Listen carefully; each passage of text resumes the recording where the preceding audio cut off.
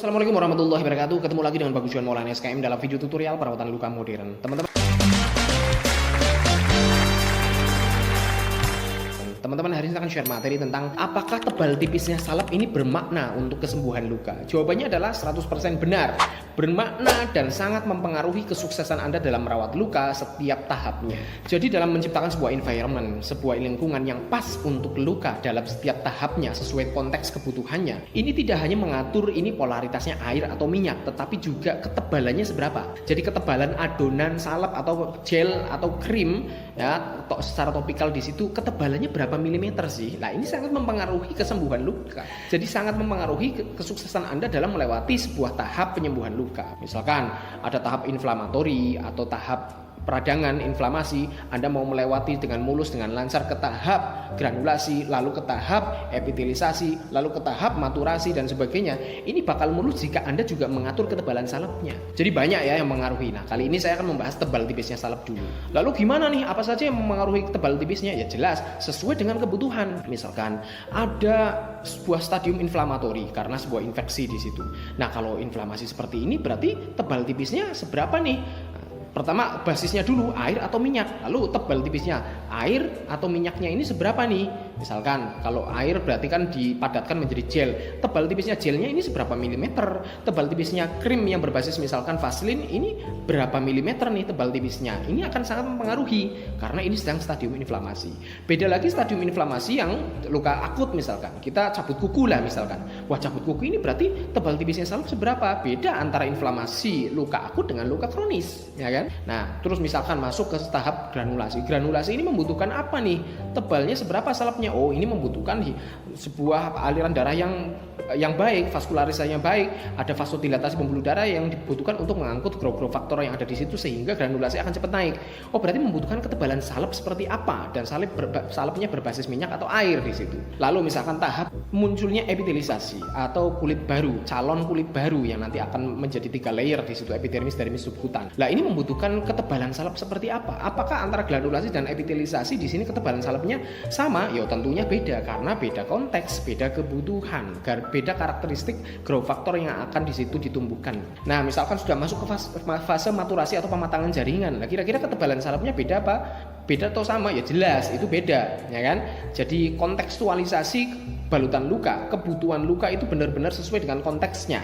Seperti itu. Suhu juga akan berpengaruh di situ. Nah, jadi jangan sampai kita salah menerapkan ketebalan salep. Karena apa? Salah menerapkan ketebalan salep ini akibatnya juga bisa malah kesembuhan yang kita inginkan malah tidak terwujud. Malah stadium yang kita sedang akan lewati ini justru akan tidak terlewati tetapi akan memanjang, misalkan sebuah stadium inflamatori. Nah, di situ sedang terjadi peradangan, tetapi Anda malah memberikan sebuah salep misalkan berbasis minyak dan super tebal, tebalnya luar biasa. Apa yang akan terjadi? Stadium inflamasi, misalkan stadium inflamasi dari luka akut, misalkan tadi saya kasih contoh dari cabut kuku lah. Cabut kuku yang seharusnya mungkin 1 minggu aja bisa selesai, sudah muncul epitelisasi yang cukup kuat dan sehingga tidak perlu balutan lagi, artinya sudah sembuh dalam 1 minggu. Tetapi gara-gara di awal Anda salah menerapkan ketebalan salep di situ, misalkan menggunakan salep yang berbasis Vaseline dengan ketebalan misalkan setengah senti seperti itu. Nah, padahal itu luka akut. Luka akut itu harusnya kita mengakomodir proses stadium inflamatorinya itu dengan cepat. Gimana caranya? Yes, terjadi inflamasi, terjadi peradangan, tetapi gimana caranya peradangan ini cukup sesuai dengan waktu, bisa 3 hari, 5 hari, atau kalau bisa kita ambil yang singkat lah, yang 3 hari saja secara normalnya. Seharusnya 3 hari sudah selesai, tapi gara-gara Anda menerapkan ketebalan salep yang luar biasa tebal di situ, akhirnya stadium inflamasinya memanjang. Kalau stadium inflamasinya memanjang, maka fase tumbuhnya, yaitu fase granulasi dan epitelisasi. Kalau granulasi tidak dibutuhkan secara signifikan di situ karena ini hanya cabut kuku, langsung ke epitelisasinya mundur gitu loh. Yang seharusnya hari ketiga ini sudah masuk ke epitelisasi, munculnya epitel baru, tetapi ini mundur, bisa 1 minggu baru muncul, seperti itulah. Akhirnya kesembuhannya yang tadinya bisa 1 minggu bisa menjadi 2 minggu gara-gara salah di awal gitu guys. Atau misalkan kita mau melakukan autolisis debridement ya, mau melisiskan jaringan mati di situ. Yang seharusnya kita menggunakan ketebalan salep yang berbasis vaselin misalkan harusnya ekstra tebal, tetapi karena kita menggunakan salep yang tipis-tipis saja ya, gara-gara karena tidak tahu, bisa jadi malah autolisis debridement-nya lama. Yang seharusnya autolisis debridement itu harusnya terjadi dan jaringan mati itu akan lisis dalam waktu 2 minggu, sehingga tercipta dalam 2 minggu itu one bed preparation atau persiapan dasar luka untuk masuk ke fase tumbuh, fase granulasi epitelisasi. Ini molor gara-gara apa? Anda kurang tebel salepnya. Yang seharusnya ini dalam tempo singkat cepat jaringan yang jaringan yang hitam, kuning, hijau atau kecoklatan ini semuanya harusnya terbabat habis, terautolysis debridement, hancur menjadi homogen, menjadi satu, menjadi dalam satu bentuk minyak karena vaselinnya itu berbasis minyak. Tapi ini malah molor gitu loh.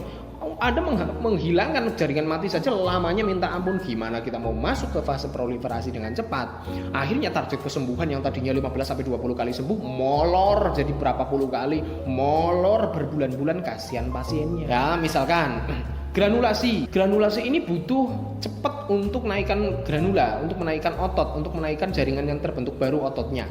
Tetapi kita mengoleskan salep yang berbasis vaselin misalkan, kok tipis-tipis? Ya lama mas. Sebaliknya misalkan kalau kita fokus ke jaringan epitel di sini seharusnya membutuhkan kelembaban yang tidak begitu lembab. Artinya ketebalan salep harusnya lebih tipis daripada granulasi, tetapi Anda mengoleskan salep terlalu tebal misalkan untuk epitelisasi. Nah akhirnya apa? Bukannya mau tumbuh epitelnya, tetapi karena ini terlalu lembab dan kelembaban itu memiliki efek autolysis debridement, akhirnya akhirnya epitelisasi yang baru, jaringan-jaringan yang baru mau tumbuh, kulit yang baru ini malah nggak kuat karena terlalu lembab. Akhirnya nggak tumbuh-tumbuh, nggak rapat-rapat.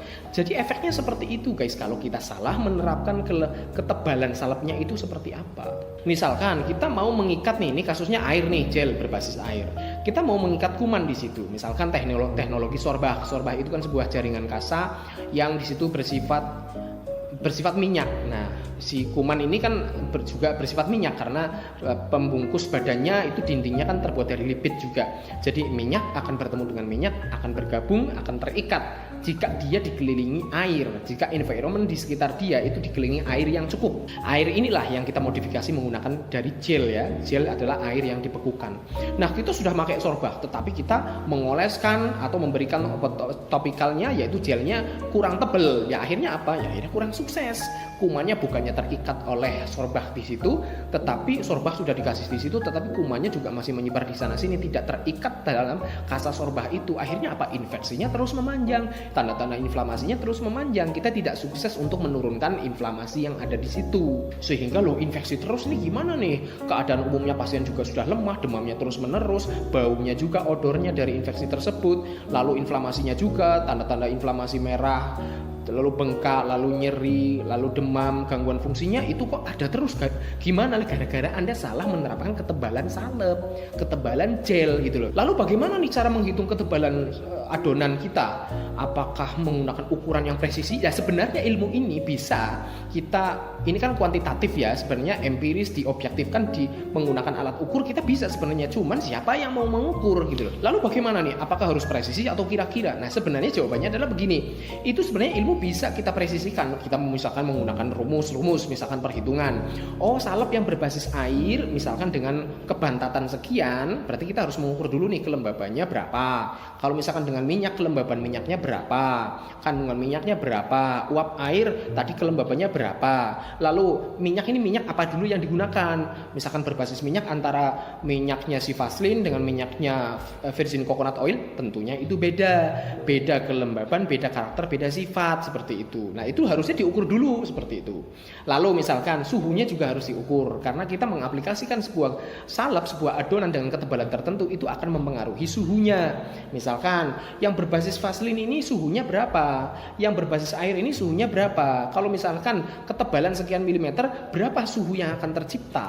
Ya kan? Kalau misalkan tadi gel yang terlalu tebal, akhirnya suhunya semakin rendah karena semakin dingin. Sedangkan misalkan ini yang berbasis minyak terlalu tebal, maka suhunya akan semakin tinggi. Semakin tebal salepnya yang berbasis vaselin, maka semakin tinggi suhu yang akan tercipta di situ. Itu kan harus dipertimbangkan. Lalu misalkan, kebutuhan jaringannya seperti apa? Oh, ini untuk melisiskan jaringan yang sudah mati. Seberapa luas? Lalu jaringan matinya itu seperti apa? Apakah yang warna hitam, krustae misalkan, apakah yang warna kuning seperti slough, apakah misalkan yang sudah entah terinfeksi seperti yang berwarna hijau. Nah, itu kebutuhannya masing-masing. Seberapa luas, ada berapa persen yang warna hijau, ada berapa persen yang warna kuning, ada berapa persen yang warna hitam. Kebutuhan ketebalan salapnya beda-beda. Nah, apakah ada yang merumuskan ini? Kalau bisa ya silahkan, it's okay, nggak masalah. Cuman kalau misalkan Anda sudah membuat rumus seperti itu tapi tidak bisa diaplikasikan, misalkan nih, ini sudah perhitungannya luar biasa tetapi si praktisi disuruh ngitung. Lah, ngitungnya gimana? Alat untuk mengukur suhu ini bagaimana? Alat untuk mengukur kekedapan ini gimana? Misalkan untuk mengukur bantat tidaknya Vaseline ini seperti apa? Lah, repot sendiri praktisinya, akhirnya tidak bisa mengaplikasikan rumus yang Anda hitung seperti itu kan. Akhirnya nggak dipakai juga. Sebenarnya kalau bicara ilmiah ya bisa saja itu dihitung sampai tercipta rumus sehingga akan merekomendasikan karena kebutuhan Anda adalah begini untuk melewati sebuah stadium peradangan seperti ini. Peradangan pun berarti harus diukur dong. Ini tanda-tanda peradangannya, kemerahannya seperti apa, bengkaknya seperti apa, lalu nyerinya seperti apa, ya karena semuanya ini harus objektif kalau misalkan mau diukur benar-benar menggunakan sebuah metode ilmiah ya seperti itu. Nah, akhirnya kalau mau mengukur seperti itu nanti kan merekomendasikan berarti salep ini untuk kebutuhan yang seperti ini, maka direkomendasikan ketebalan salepnya adalah sekian milimeter seperti itu. Bisa saja, tetapi faktanya itu praktisi nggak mungkin melakukan hal itu. Entah suatu saat mungkin karena sebuah teknologi sudah berkembang, misalkan alat-alat Anda juga sudah tersedia untuk mengukur ini itu sehingga bisa presisi, ya it's okay, presisi. Nanti kita bisa benar-benar membalut luka dengan ketebalan yang sangat presisi, sekian milimeter, it's okay, nggak masalah. Tetapi detik ini saya kira perhitungan-perhitungan seperti itu tidak dilaksanakan, tidak juga bisa diaplikasikan. Akhirnya apa? Praktisi memang mengandalkan kira-kira. Nah, pengalaman inilah yang akan merekomendasikan kita menggunakan perkiraan yang kira-kira pas untuk kebutuhan luka. Nah, ini yang mahal di sini, pengalamannya. Makanya saya bolak-balik cerita, pengalaman penting. Makanya kayak praktisi di kami sudah pengalaman belasan tahun. Kita juga sudah didatangi pasien sampai 4.500 pasien. Lalu kunjungan juga sampai 33.000 kunjungan. Tentunya pengalaman yang berharga ini kira-kira ini kalau peradangan seperti ini berarti ketebalan salapnya sekian. Nah, kira-kira ini tapi kan ada basicnya. Kira-kira ini muncul dari mana perhitungan kira-kira ini? Kalau bukan sebuah perhitungan yang ilmiah, yang kuantitatif seperti itu, yang matematis, lah ini muncul dari pengalaman. Makanya saya bolak-balik ngomong penting, pengalaman itu guru yang terbaik. Saya sempat bikin video, pengalaman adalah guru yang terbaik. Karena apa? Menentukan ketebalan salep ini sekian milimeter, ini tebalnya sekian, ini tipis-tipisan aja lah, atau ini jangan pakai salep yang berbasis Vaseline seperti ini, tetapi jangan menggunakan adonan salep, tetapi menggunakan kasa saja yang berbasis salep, misalkan kayak tul itu kan berbasis salep ya, berbasis Vaseline bukan Vaseline tapi parafin, white parafin atau bahan pembuat lilin ya, itu memang satu tipe, satu basis, yaitu basis minyak seperti Vaseline. Nah, itu juga berdasarkan pengalaman gitu loh. Pengalaman menghadapi berbagai luka, lalu kita memfollow up masing-masing luka ini. Dikasih ketebalan salep sekian kok hasilnya begini. Dikasih ketebalan salep yang begini kok hasilnya begini. Begini dimonitor sehingga kita menyimpulkan, kalau misalkan ada kasus seperti ini, konteksnya seperti ini, kebutuhannya seperti ini, maka ketebalan salep yang direkomendasikan adalah sekian. Nah, itu yang mahal yang tidak ada pada orang-orang yang tidak memiliki pengalaman sekian panjang, sekian banyak pasien, sekian banyak kunjungan, Mas. Jadi itu bedanya antara praktisi yang berpengalaman dan tidak berpengalaman dalam menentukan tebal tipisnya balutan, tebal tipisnya salep atau gel. Gitu, Mas. Terima kasih. Assalamualaikum warahmatullahi wabarakatuh.